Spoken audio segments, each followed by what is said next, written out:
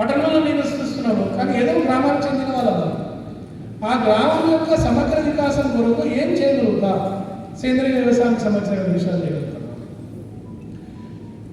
Deen Dayal research institute అని చిత్రకూట్ దగ్గర, ఈ చిత్రకూట్ ప్రాంతంలో దీన్ దయాళ్ రీసెర్చ్ ఇన్స్టిట్యూట్ అనే ఒక సంస్థ పనిచేస్తుంది. ఒక 100 గ్రామాలలో వాళ్ళ పని ఉంది. వాళ్ళు 5 Zeros అనే కాన్సెప్ట్ తీసుకున్నారు.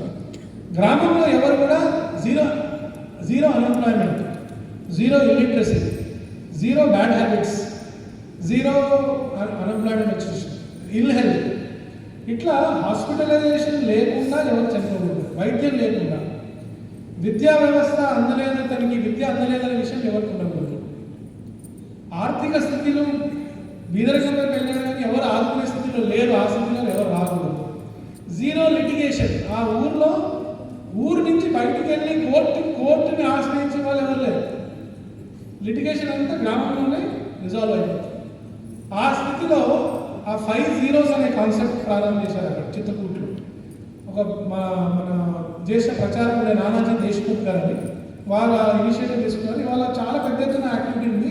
అబ్దుల్ కలాం గారు ఆ సంస్థని సందర్శించిన తర్వాత, ఆ గ్రామాలు సందర్శించిన తర్వాత పురా అనే కాన్సెప్ట్ ఇచ్చారు వాళ్ళు.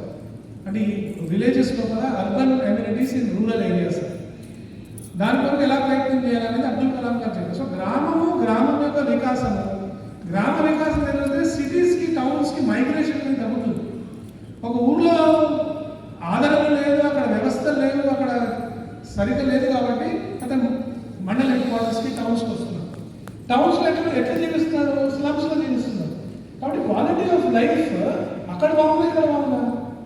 అక్కడ బాగు చేసుకోవడానికి ఏం చేయొచ్చు అనేది గ్రామ వికాసం యొక్క ఓవరాల్ ఇనిషియేటివ్ మన దగ్గర ఉంది.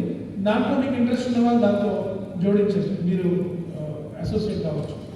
అట్లాగే గౌసేవ విభాగం ఉంది. గోవు పట్ల మనకి శ్రద్ధ ఉంది, గో రక్షణ చేయాలని ఉంది. కృష్ణుణ్ణి ఆరాధించే దేశం ఇది, గోపాలని ఆరాధించే